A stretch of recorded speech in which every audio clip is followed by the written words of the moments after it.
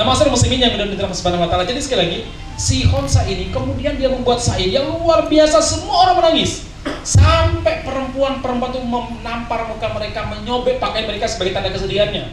Kemudian laki-laki yang sudah menyarungkan pedangnya, begitu mendengarkan syair Khonsa, mengeluarkan pedang lagi, pergi balas dendam atas wafatnya abahnya Khonsa.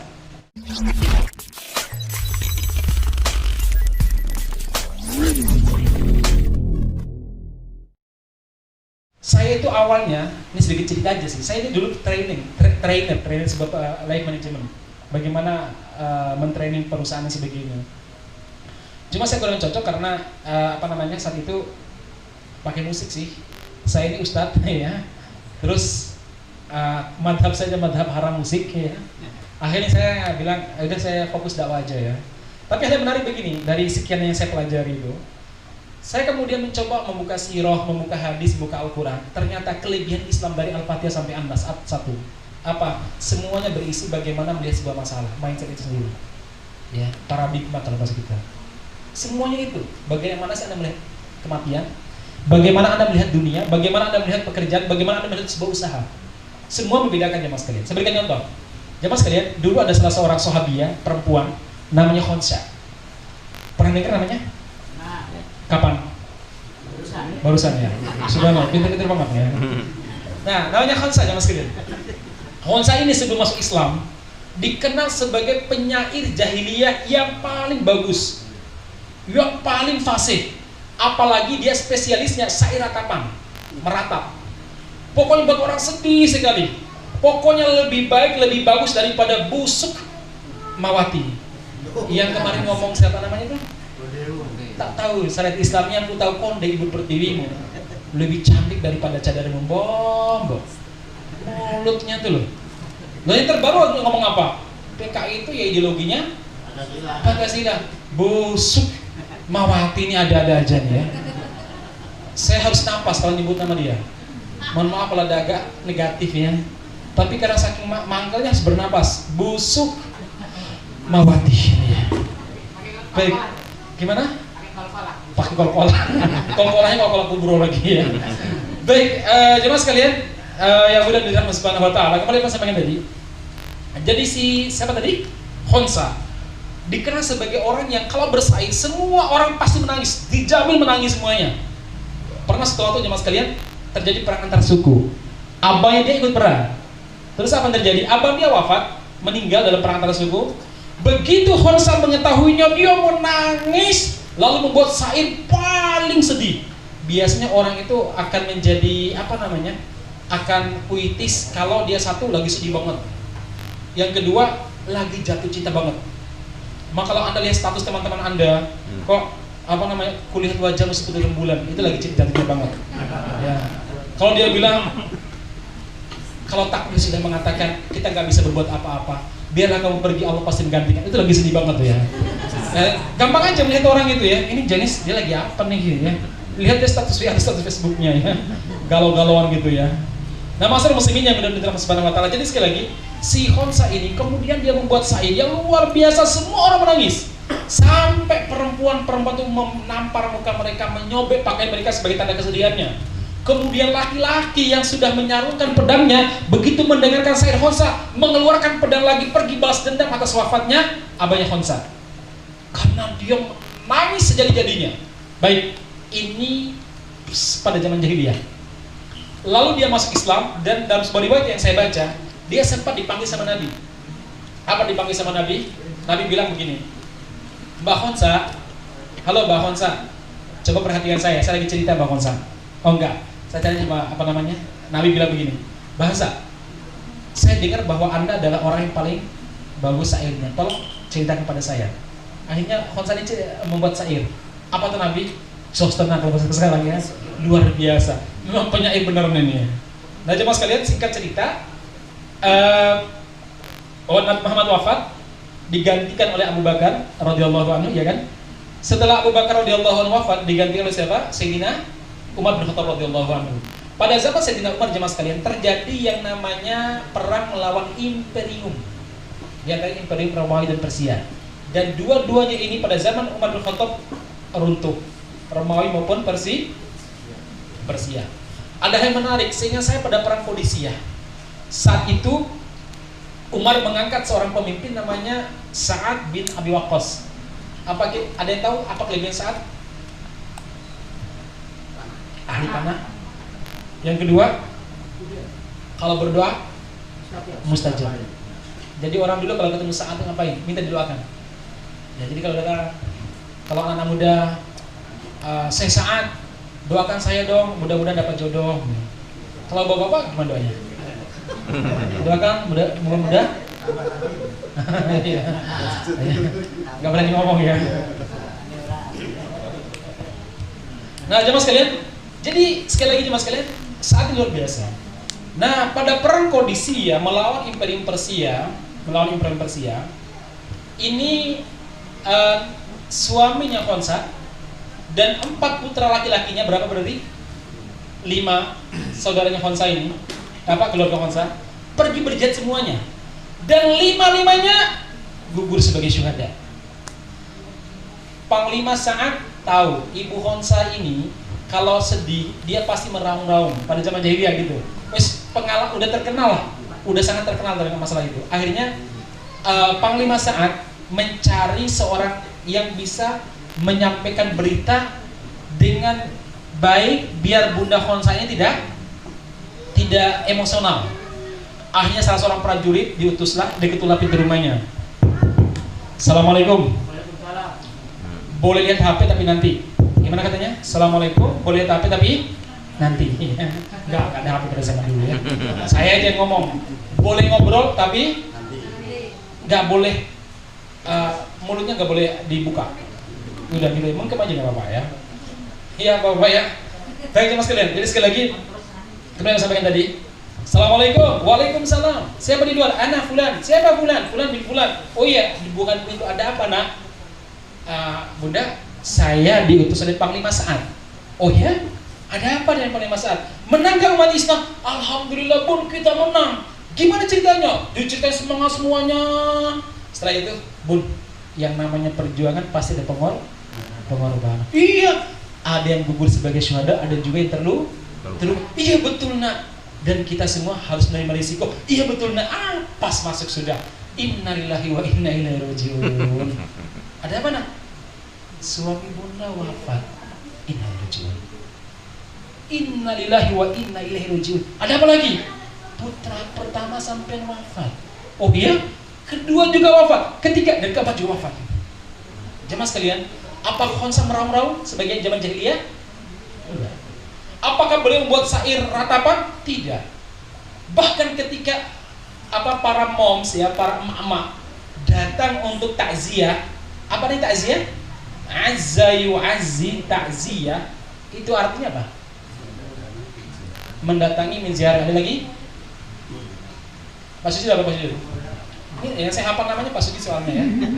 Beliau tetangga saya setahun dulu ya. Kita semua bertetangga. Azza yu'azzi aja apa? Melayat, menguat. Azza ya sebenarnya apa? Menghibur.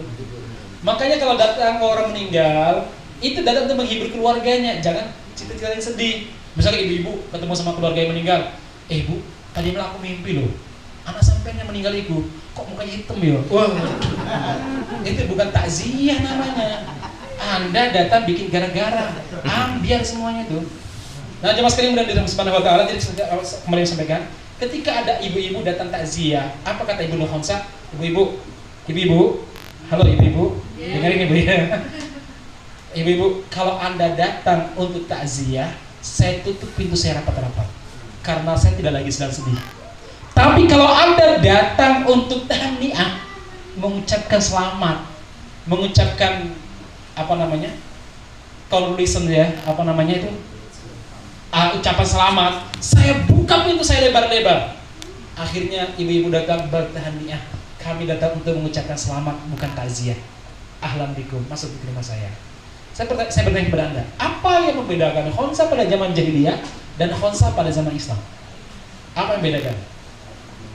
Paradigma, mindset tentang satu bab. Bab apa? Bab kematian. Kenapa demikian? Zaman jahiliyah, orang-orang jahiliyah mindsetnya kematian apa? Dalam sebuah ayat Allah mengatakan, in hiya illa hayatuna dunya namutu wa nahya wa ma yuhlikuna illa dahar. Ini mindset orang jahiliyah sebelum masuk Islam. Apa itu? Mati ya mati, nggak ada alam barzah, nggak ada kebangkitan, nggak ada surga dan neraka. Jadi mati itu perpisah selama-lamanya. Ini mindset mereka. Jadi ketika mati sedih banget. Tapi Islam mengatakan apa? Bahwa kematian awal daripada sebuah keabadian. Bisa abadi di surga dan naudzubillah abadi di neraka jemaah sekalian. Apalagi mati syahid. Dibuat mindset yang luar biasa oleh Nabi. Lisyahid sabatu khisal. Orang mati syahid akan mendapatkan 7 keutamaan. Yang pertama, yughfaru lahu fi awwal daf'ati dammi. Tetesan darah pertamanya semua dosa diampuni kecuali satu, hutang. Apa Pak? Hutang. Jangan coba-coba hutang Pak ya. Kecuali terpaksa. Terpaksa terus kan apalagi musim pandemi. Ya, jangan coba-coba hutang ya, kecuali terpaksa. Jemaah sekalian, yang benar dirahmati Subhanahu wa taala. Jadi poin pertama adalah apa? Satu. Yang kedua, mati syahid kata Rasulullah, orang yang meninggal seperti digigit sama semut, enggak merasakan sakaratul maut. Padahal kita tahu jemaah sekalian, orang yang lagi sakaratul maut itu bisa sebulan, bahkan bisa setahun. Ariel Sharon tuh sampai berapa tahun tuh nggak mati-mati? Ya, 18 tahun tuh sakaratul mautnya, nggak mati-mati. Nah jemaah sekalian, sampai saya pernah tuh lihat ada di cerita ketika saya kuliah itu, ada apa namanya, murid ngaji saya malam-malam datang, Ustaz, tolong ruqyah mbah saya. Loh kenapa di ruqyah? Mbah saya itu udah masuk rumah sakit hampir sebulan, terus sama dokter dicabut semua, udah gak ada harapan lah, dibawa pulang Ustaz. Terus kok ije urip wae Ustaz ini. Matanya ini orang parah banget ini. Ujang itu makin terima kasih, maksudnya segini, kan kasihan.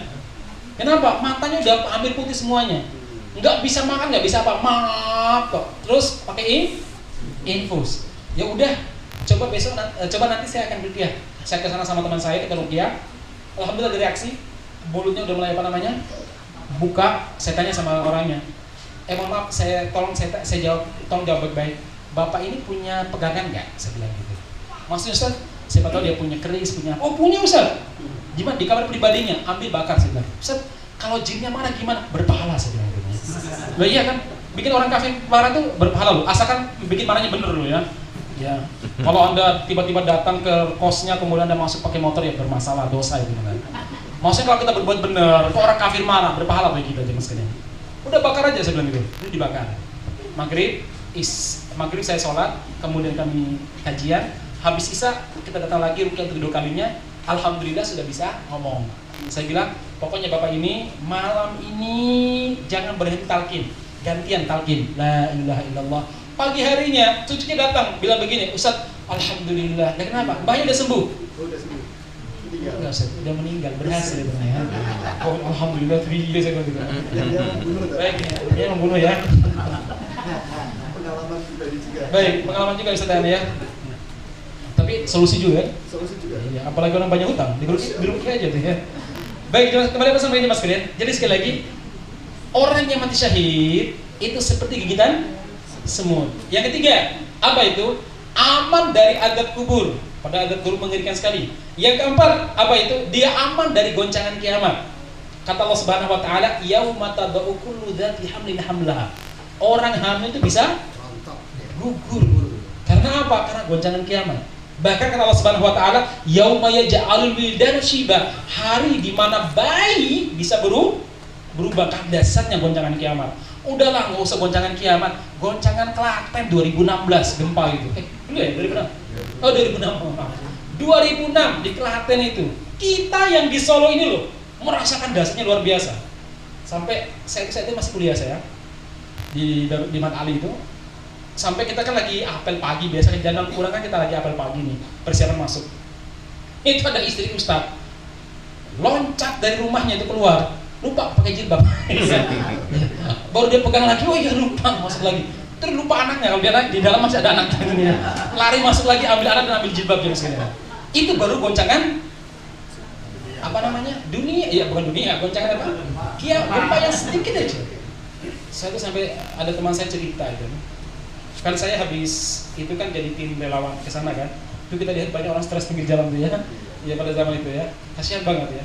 banyak cerita, kita cuma semalam tuh jadi relawan tuh dengerin cerita bapak-bapak yang lagi stres ya. Nggak apa-apa, bikin bahagia mereka tuh pahala yang luar biasa ya. Bisa cerita aja didengerin itu mereka bahagia kok ya. Itu ada teman saya, guru PNS, guru SD, dia cerita sama saya, orang ini pernah ke Rawajombor, samping Rawajombor pas dia. Dia bilang sama saya, Mas Masud, iya.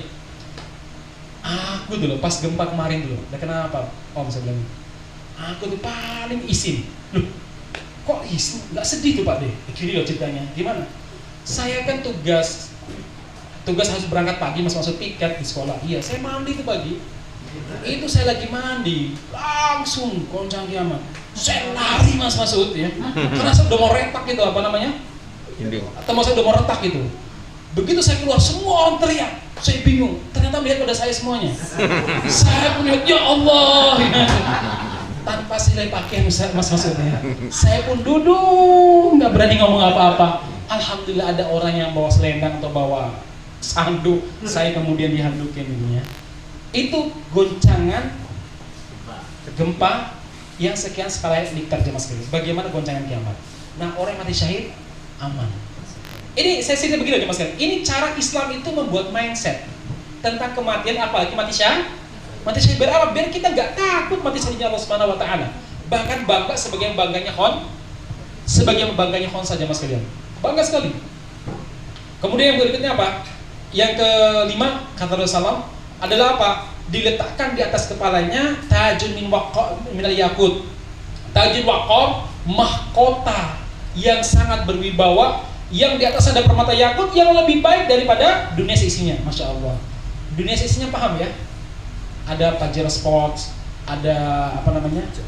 Jaguar, ada apa lagi yang sekarang saya lihat teman di Amerika tuh bukan Lamborghini apa namanya? Itu langsung bisa berubah jadi robot. Saya pikir hanya dalam film. Ternyata ada sekarang apa namanya mobil langsung bisa jadi robot, jalan ke air ya. Selama ini saya lihat cuma main apa namanya, main anak-anak itu loh ya. Masya Allah jemaah sekalian, itu namanya dunia seisinya. Masya Allah. Kemudian yang keenam apa itu? Dia akan bisa memberikan syafaat kepada 70 anggota keluarganya. Masya Allah. Yang ketujuh, dia akan dinikahkan dengan 72 bidadari. Masya Allah. Ibu-ibu kalau bertanya, Ustaz, saya cemburu dong. Ibu-ibu, itu di dunia. Di surga nanti ibu sekalian, bidadari surga itu tidak pernah cemburu. Kenapa? Karena bidadari surga, syarat untuk menjadi bidadari surga harus terbiasa berbagi. Nah, saya tanya ibu-ibu, siap nggak menjadi bidadari surga? Hah? Kalau siap, harus terbiasa berbagi. Ya maksudnya berbagi makanan dulu lah gitu ya. Berbagi apa? Jangan bapak-bapak jangan terlalu lah, semangat aja sini. Itu dari surga. Nah, jemaah sekalian sekali lagi apa sampaikan ini? Ini apa namanya mindset tentang kematian. Masalah muslimin. Ini pernah terjadi ketika salah seorang kawan kita, adik kelas saya, Darus Syahada, meninggal di Suriah, ya, mujahid insyaallah. Karena dulu sering bersama dengan saya bepergian, ya. Saya lihat orang yang soleh sekali, luar biasa. Orang Semanggi itu. Bapaknya sama ibunya datang ke rumah saya. Begitu melihat berita bahwa anaknya meninggal, ibunya datang nangis. Karena anaknya anak pertama udah pengen dinikahkan sama keluarganya. Tapi dulu dia tanya sama saya, Ustaz, saya kira-kira nikah atau nikah dari bidadari? Alah, nikah dari bidadari aja. Baik, doakan aja ya. Berangkat, Masya Allah, saya beliau orang Indonesia. Nah, jemaah sekalian, terus bapaknya, kemudian saya cerita tentang keutamaan mati syahid. Ini membuat namanya mindset. Setelah itu apa kata orang tuanya? Alhamdulillah Ustaz, berarti saya nanti dapat syafaat. Iya Bu, iya Pak, Alhamdulillah. Nah ibu Pak, justru itulah yang kita minta tiap hari. Siratal ladzina an'amta alaihim, jalan orang-orang yang Allah beri nikmat. Salah satunya jalannya para syuhada. Oh iya, ternyata kita nggak sadar selama ini Ustaz ya. Iya, Masya Allah, orang tua alhamdulillah semangat ya, luar biasa. Baik jemaah sekalian, itu namanya mindset. Bagaimana merubah mindset. Nah, inilah yang dilakukan oleh Islam dari awal Nabi Muhammad berdakwah sampai Nabi Muhammad SAW wafat, selalu menjaga mindset para sahabat. Mindset masalah dagang misalkan, dalam sebuah hadis Rasulullah SAW tentang bagaimana kita harus kuat ekonomi, kuat juga fisik dan lain sebagainya. Apa kata Muhammad? Al-mu'min al-qawi khairun wa ahabbu ilallah minal mu'min ad-dha'if. Seorang mukmin yang kuat, ya baik secara fisik maupun secara ekonomi dan lain sebagainya, khairun, lebih baik, wa ahabbu ilallah, dan lebih dicintai oleh Allah, minal mu'min ad-dha'if, dari seorang mukmin yang lemah, yang selalu menggantungkan tangannya kepada orang lain. Walikullin khair, hanya saja setiap orang ini, baik yang lemah maupun yang kuat, masing-masing ada kebaikan sesuai takdirnya. Kemudian Rasulullah mengatakan apa? Wa fi kulli khairin ihris ala ma yanfa'uka. Dalam perkara-perkara yang membuat kamu baik, maka semangatlah untuk mencarinya. Ihris itu rakuslah untuk mendapatkannya. Kemudian Rasul mengatakan wasta'in billah wala ta'jaz, dan saat mencari kekuatan, saat mencari kebaikan untuk kalian, ista'in billah, minta pertolongan kepada Allah, wala ta'jaz, dan jangan menampakkan lemah. Menampakkan apa? Kelemahan di kalian. Masalah muslimin, ini mindset. Nabi Muhammad mengatakan begini, enggak selamanya mukmin yang baik itu orang yang lemah, ya. Orangnya diam, diajak bicara diam aja. Dia ngomong, iya, suaranya lemas ya. Enggak. Justru Nabi membuat mindset apa? Mukmin yang kuat itu lebih baik, lebih dicintai oleh Allah daripada yang lemah. Pernah suatu waktu jemaah sekalian, ada orang-orang sufi yang lewat di depannya Aisyah radhiyallahu anha, istri Nabi. Nabi Muhammad sudah wafat, Abu Bakar sudah wafat, Umar sudah wafat. Itu kalau bukan zaman Utsman, zaman Ali. Nah jemaah sekalian, orang-orang ini pakaiannya compang-camping, kayak tidak terurus, mungkin nggak sempat shopping kayak ibu-ibu ini ya, nggak sempat. Nah masyarakat muslimin, kemudian apa? Aisyah pun bertanya, ini siapa mereka? Kemudian orang-orang bilang, ya ummul mukminin, itu orang-orang yang mengklaim dirinya sebagai ahli ibadah, yang menjauh dari dunia, yang zuhad. Apa kata Aisyah radhiyallahu? Kalau gak gitu caranya, yang paling zuhud itu Rasul, Abu Bakar, Umar. Abu Bakar ya suki, ya, pakaiannya bagus. Karena kata Rasulullah, sesungguhnya Allah kalau memberi kenikmatan kepada seorang hamba, Allah ingin melihat penampakan nikmat tersebut. Ya. Allah ingin melihat penampakan nikmat tersebut. Kata Aisyah, enggak, Abu Bakar tuh kaya, bagus. Bahkan Nabi Muhammad mengatakan, semua orang yang pernah berjasa kepada kami bisa bayar hutang budinya, jasanya. Ila Abu Bakar, kecuali Abu Bakar. Kenapa? Allah akan membayar Abu Bakar nanti di hari kiamat. Karena tidak ada harta yang paling bermanfaat dalam dakwahku kecuali hartanya Abu Bakar. Yang paling bermanfaat hartanya Abu Bakar. Kenapa? Anda tahu sendiri, Nabi di awal dakwah itu, terutama setelah 3 tahun dakwah Syria, beliau disuruh oleh Allah untuk dakwah jahriyah, terang-terangan. Ekonominya merosot, semua diboikot, ya, sehingga beliau betul-betul susah sekali mencari ekonomi. Yang beliau siapa? Abu Bakar radhiyallahu anhu. Apa kata Aisyah? Abu Bakar itu orang zuhud, tapi ya kaya. Umar itu orang yang sangat zuhud sekali, tapi kalau beliau bersuara didengar sekian meter. Kalau Umar bersuara, gak kayak mereka jalan nunduk, pakaian compang-camping, dipanggil, iya aja. Lemah sekali, ya? Orang Solo kan, lemah lembut. Oh iya, mungkin beda kalau itu mungkin ya. Nah masalah muslim yang mudah dirahmati Subhanahu wa ta'ala masih begini, bahwa mindset itu diubah sama Nabi.